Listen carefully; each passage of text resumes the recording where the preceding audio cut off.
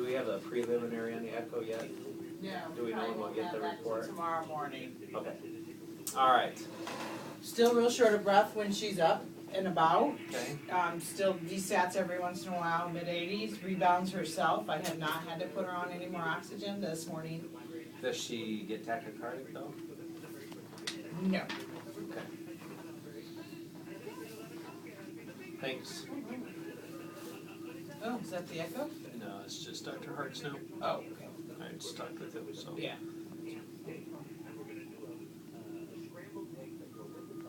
You want me to mute that so you can hear the doctor?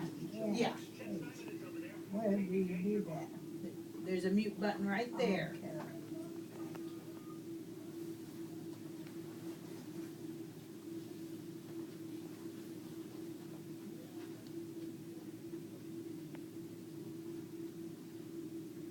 All right, good.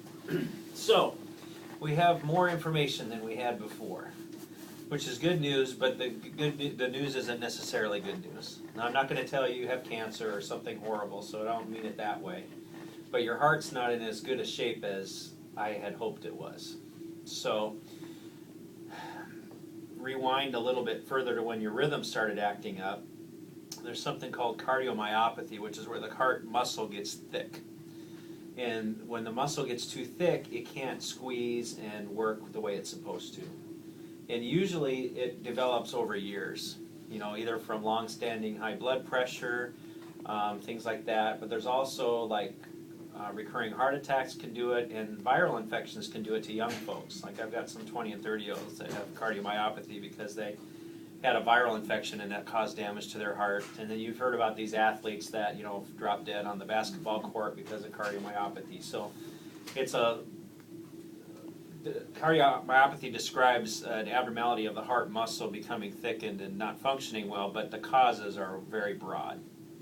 So when we did your ultrasound of your heart, it shows that your heart is kind of thick and enlarged and doesn't squeeze very well inherently. So even without the rhythm problem, it doesn't squeeze and push very well.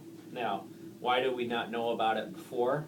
Well, because of your other limitations in how you go about life from day to day, you never had to exert yourself to the point where you maybe had symptoms from it. You know, so whether you've kind of self-regulated over the years or whatever, you know, there just wasn't any external evidence of it. And that's not surprising. That often happens when people get older. They develop some degree of dysfunction in their heart. But when your heart rhythm started acting up, and it may not even be related to the underlying cardiomyopathy part of it, that your heart couldn't handle it even more so. And so your symptoms were more prominent than they were otherwise. And it was interesting when I was talking with Dr. Hart this morning before we got the ultrasound, what he said was, usually with these older folks, when we find that they come in an AFib and they get worse very quickly, like she did, we'll find that underlying they have a cardiomyopathy. And I said, well, that's interesting because, you know, she's never had any heart trouble at all to speak of up to this point, so I'd be surprised. He said, well, that's good news. It's probably just some fluid, kind of what we were talking about this morning. Well, then he talked to, after they did the ultrasound, and we bumped into each other in the hallway again. He's like, yeah, guess what?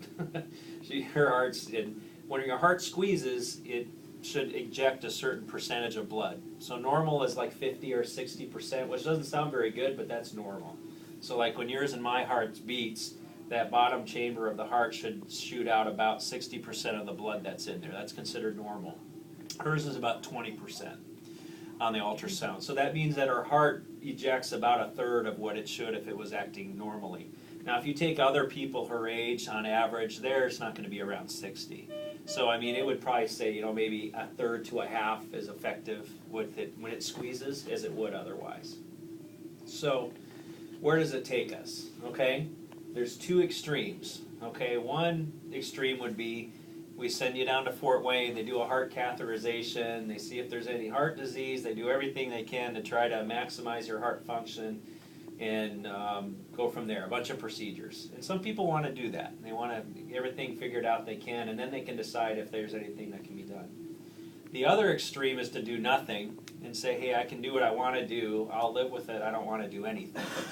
In the middle, though, there's lots of options. And I imagine you're going to want to be somewhere in the middle, but I want to kind of tell you what we can do so you guys can decide.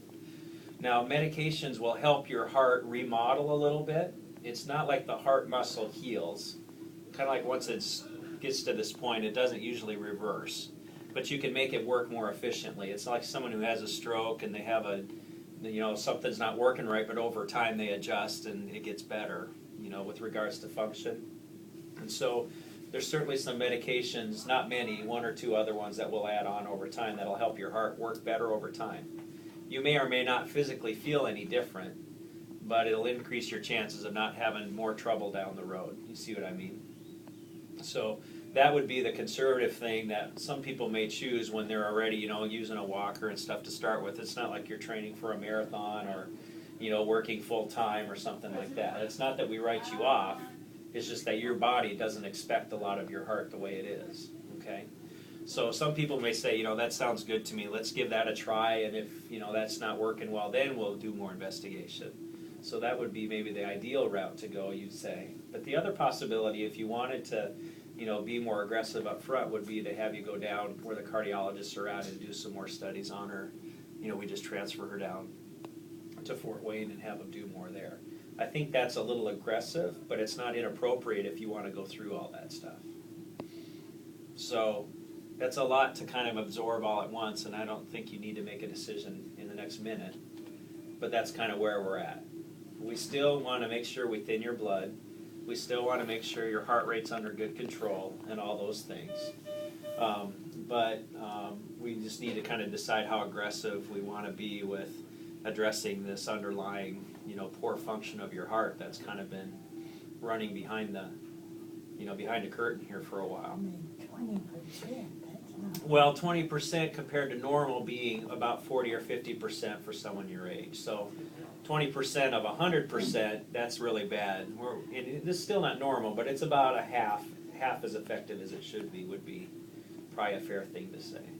When you say 20%, that implies, a fifth, 20% of 100, but normal isn't 100% for everybody. So yours is a little under half as effective as it should be. Now, I have lots of patients that their ejection fraction, that number is 20, 30%, and they do just fine. So, your heart's pretty resilient anyway, and that's without you even being on really anything to help it. And so we can improve that. But it's significant enough that, it's not like your heart's just going to heal up again and it goes away. So. Continue dealing with the shortness of breath then. It's hard to say. I think if your rate remains under good control, the windedness should improve some. I don't know if it'll be as good as it was 10 years ago by any means. It may be as good as it was a month ago, But you've always been a little winded to start with. I mean, you couldn't get in from out in your car into the office or into the grocery store without being winded even 6 months ago. So you have to remember that your baseline wasn't that good anyway. And that doesn't necessarily mean that's all because of your heart. It could have been partly, but a lot of that's from deconditioning and being less active and all that stuff too. So, even if your heart was working perfectly, you may still have had some windedness anyway. But your windedness might improve over time if we adjust your medicines to help your heart compensate. Does that make sense? Yes. Okay. So what I'm going to do is just step out and look over some of our numbers, give you guys 5 minutes to breathe. Okay. And I'll come right back in. We can talk a little more. Okay? Well, I had one question about the clotting and the Yeah. blood thinners and what. I mean, is Yeah. there anything to worry about, like within the legs or anything like that, or? Like blood clots in her Yeah. legs? Not any more so than before this happened. Really, the issue with clotting when you have AFib is just simply the clotting in the heart that can happen. She doesn't have any higher risk of something happening in her legs or somewhere else than if she didn't have AFib. Okay. When they're in the hospital like this for a few days, we're always aggressive because anyone can get clotting when they're in a hospital bed for a few days. Mm-hmm. And that would be the case whether you were here for AFib or for a knee replacement. It's even worse if you get a joint replacement. The clotting risk is really high. But in context of her case, the clotting long term is the concern because her heart's irregular. And say like even today, say like she flipped into a regular rhythm for whatever reason, like we talked about, sometimes it'll happen. We'd still keep her on blood thinners for 4 to 6 months because she could have already developed some clotting in there before she got here, and that takes a long time to reabsorb and go away. So a lot of people are like, oh, why don't you just put me in a regular rhythm and then I don't have to take the blood thinners? And the answer to that is, well, even if you were, you'd be on them for a while. But if she were to go into a normal rhythm, say in 3 months or whatever, after 6 months of being stable in that rhythm, sometimes we'll talk about going off and just taking aspirin. So it doesn't mean you may have to be stuck on blood thinners forever, but as long as your heart's irregular, you should be. Now some people decide, I don't want to take them, it's too much of a hassle, I don't like the risk of bleeding, I'll just take my aspirin and take my chances. That's okay too to decide. Some people just, you know, they don't want to mess with that, and that's okay.